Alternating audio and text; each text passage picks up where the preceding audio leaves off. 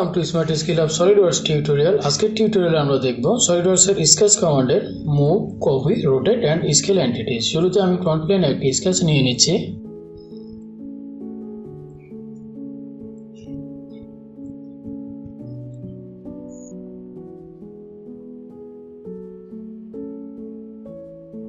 এখানে আমি কিছু স্কেচ করে নেব।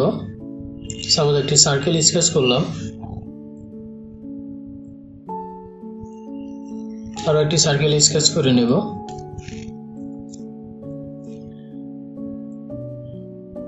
দেন আরো একটি রেক্ট্যাঙ্গেল স্কেচ করব।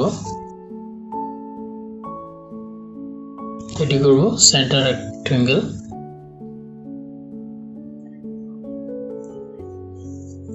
ওকে, দেন সিলেক্ট মুভ এন্টিটিস। এখানে আরো কিছু অপশন রয়েছে: move entities, copy entities, rotate entities, scale entities এবং স্ট্রেচ এন্টিটিস। সো আমি সিলেক্ট করে দিলাম move entities. Then entity to move, যে এন্টিটিস গুলো আমরা মুভ করব সেই এন্টিটিস গুলো এখানে সিলেক্ট করে দিব।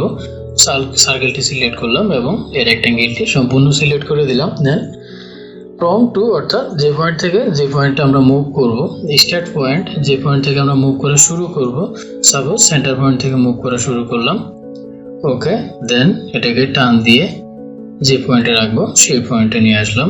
ওকে, দিস ইজ মুভ এন্টিটিস। এখন আমরা দেখব কপি এন্টিটিস।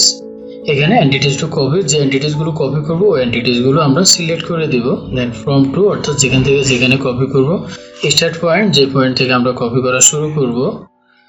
সো এই পয়েন্ট থেকে সাপোজ আমি কপি করা শুরু করলাম। দেন যে পয়েন্টে এদেরকে প্লেস করব পয়েন্টটি সিলেক্ট করে দিলাম, click okay.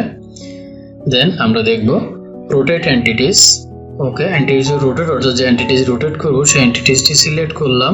Then centre of rotation, অর্থাৎ যে সেন্টার পয়েন্টের রেফারেন্সে রোটেট হবে সেই পয়েন্টটি সিলেক্ট করে দিলাম। দেন এখানে রোটেশন ভ্যালু দিয়ে দিব 90 ডিগ্রি, 90 ডিগ্রি ঘুরে গেল।